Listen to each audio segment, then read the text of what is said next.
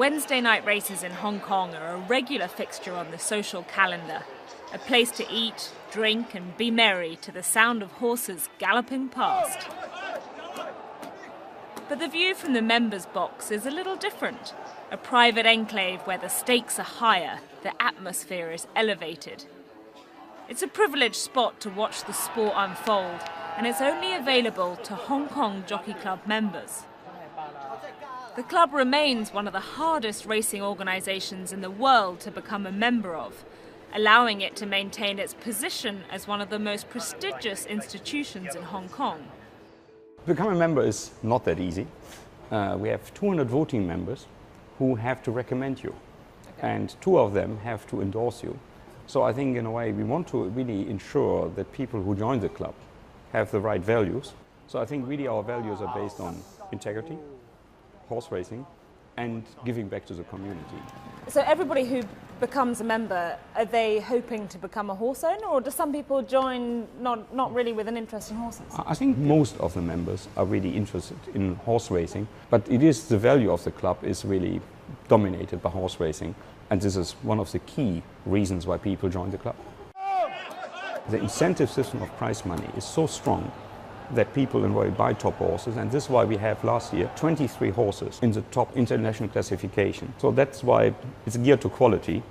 And what percentage of the members and the horse owners would be doing it because they enjoy the gambling side of things? The gambling side is still in a way significantly income driver, but it's not in a way the key motive to be an owner driven by the gambling. So the money that comes in from gambling, a percentage goes back into racing? In the end, every surplus we make goes back to the community. So racing alone last year was responsible for tax contribution of 1.2 billion euro. Last year we donated 3.8 billion Hong Kong, which is around 390 million euro to the community in projects. And what would you say to the detractors who might say, oh, but you have a monopoly, it's too controlling, it's not a kind of real racing system? If you look at our behavior in a market, we are not acting as a monopoly. We are extremely customer-centric.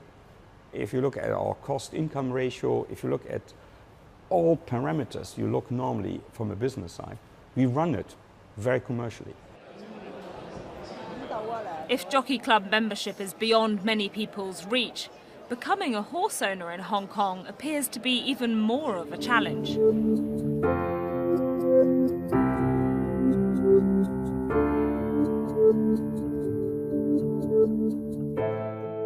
Gary Ling is passionate about all things equine. He's a regular at Wednesday night's race meetings and a full member of the Jockey Club. But that didn't guarantee him the right to have his own horse.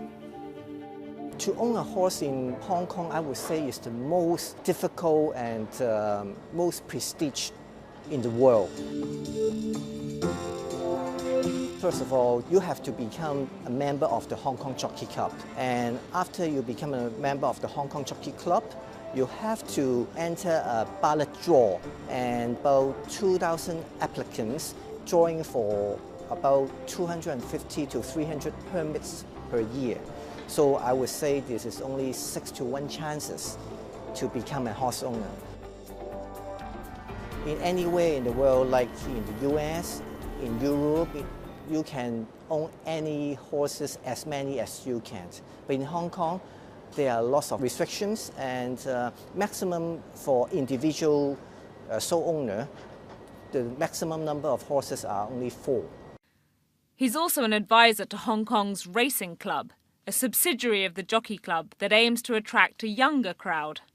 We try to cultivate the younger people to have more racing experience and more education about the horses, so that they can understand the betting and also the ownership, how to become an owner and how to place a proper bet at the races.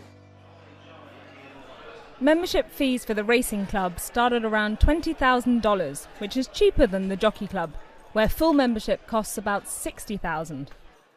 I think Hong Kong racing holds a pretty special place in Hong Kong society for all people from different socio-economic backgrounds. from the taxi drivers who see racing as a betting commodity.